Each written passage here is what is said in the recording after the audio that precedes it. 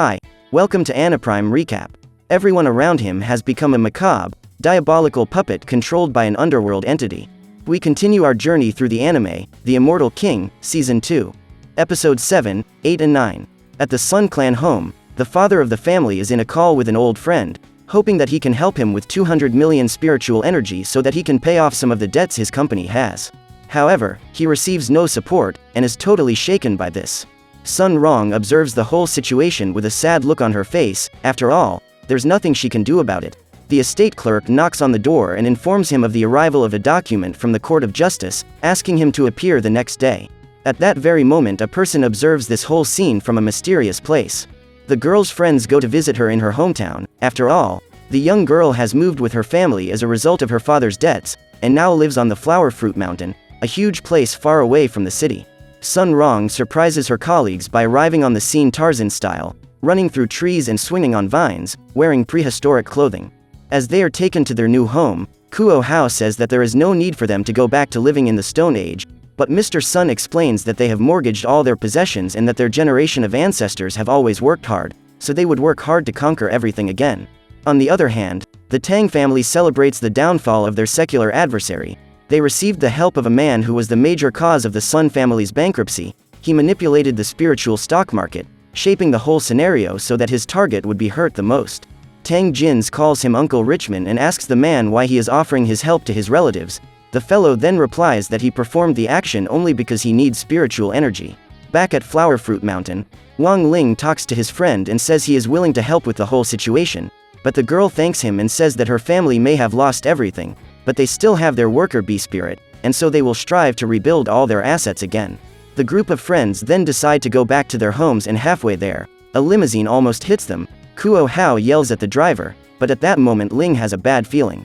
In the subway car, the young people are surprised by an unprecedented news, where the Tang family would get possession of Flower Fruit Mountain for 140 billion spiritual energy.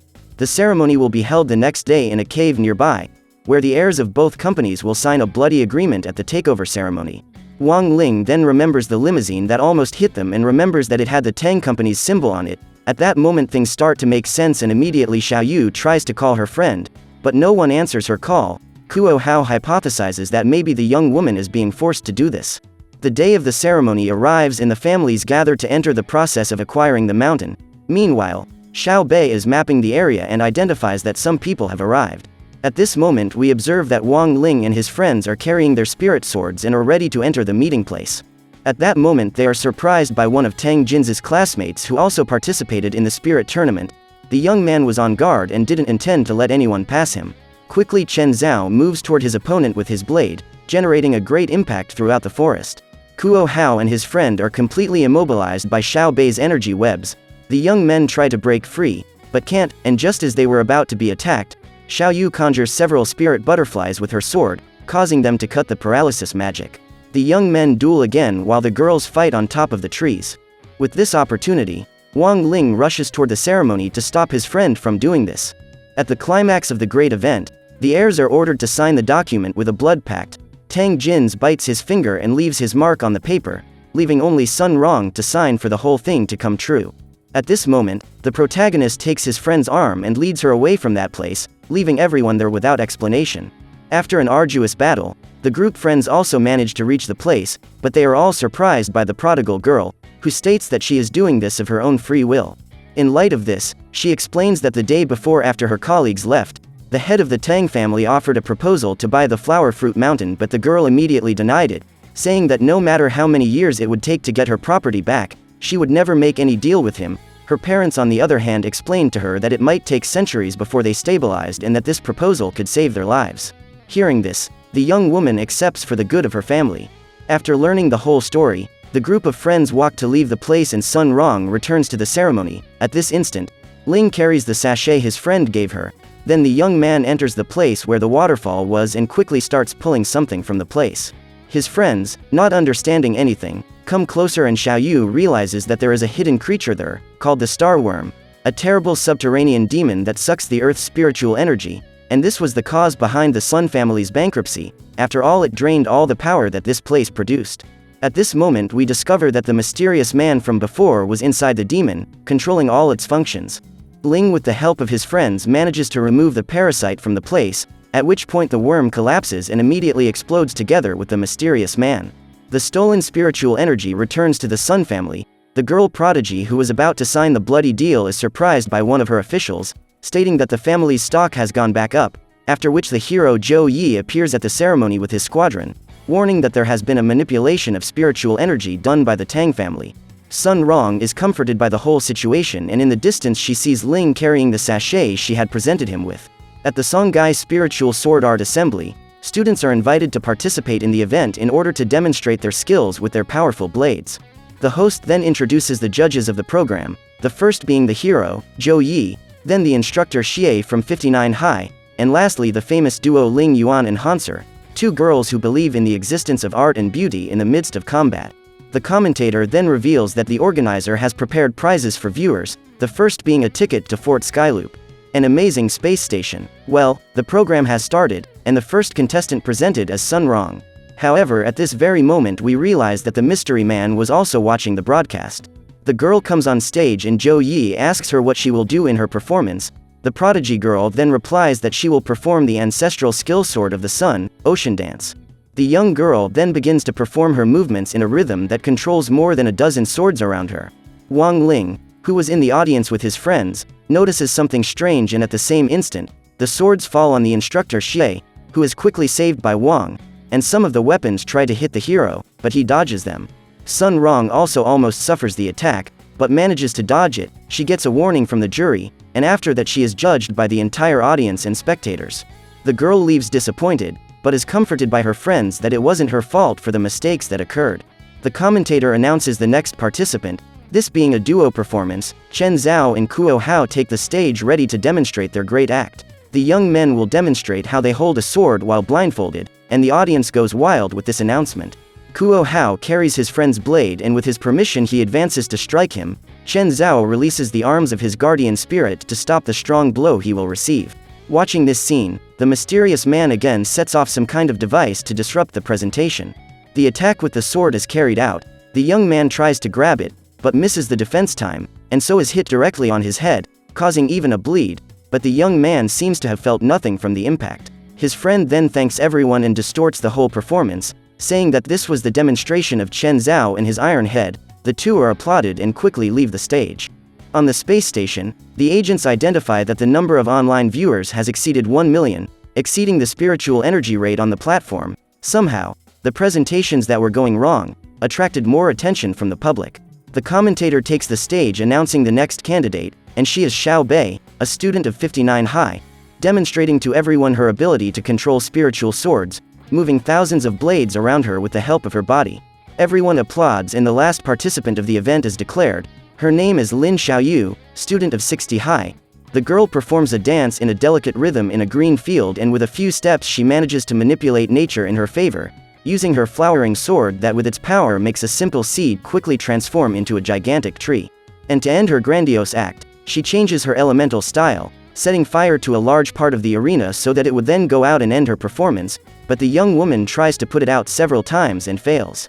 Sun Rong realizes that her friend had no control over the situation and that at some point she might get burned by the flames. She rushes toward Xiaoyu, invoking her water guardian spirit to put out all the fire.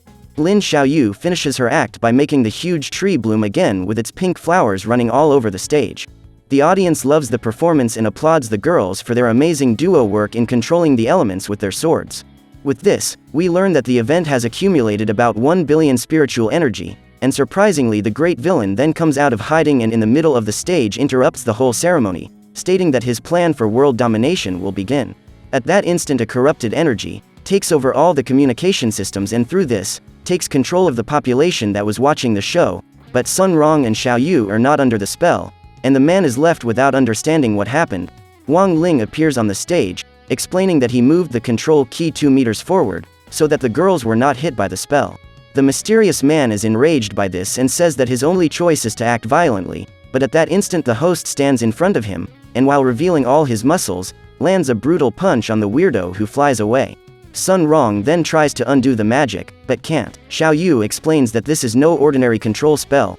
This is mixed with a demonic spirit that has taken command of people's senses. She adds that those are not simple puppets, but evil mannequins that move by themselves.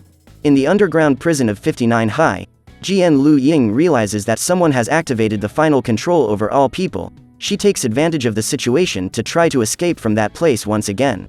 On the street, the trio of friends are hiding from people. After all, there is not much they can do about it. Hiding behind cars, they are discovered by the puppets, quickly start a battle using their wooden sticks, and then manage to escape from the place without any problems. Wang Ling then draws his spirit sword and carries his two friends with him to the top of a building in order to stay in a safe place until they can think of a plan to end the situation.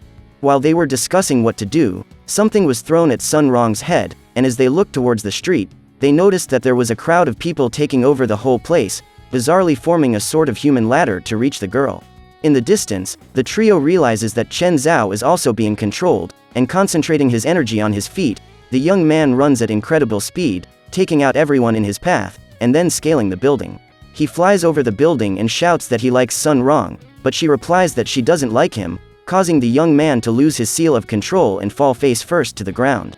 The group then understands that the only way for them to cancel the ultimate control is for the prodigal girl to hurt everyone's feelings by saying that she feels nothing for them.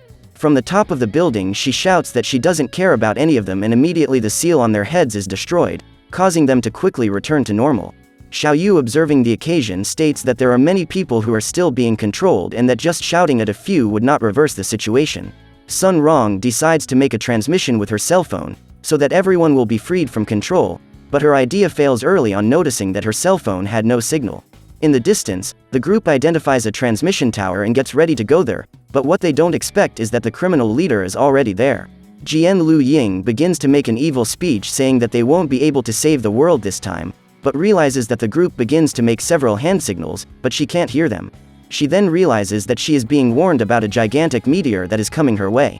Without having time to take any action, the criminal is hit head-on by the meteorite, and along with it, the transmission tower is destroyed as well.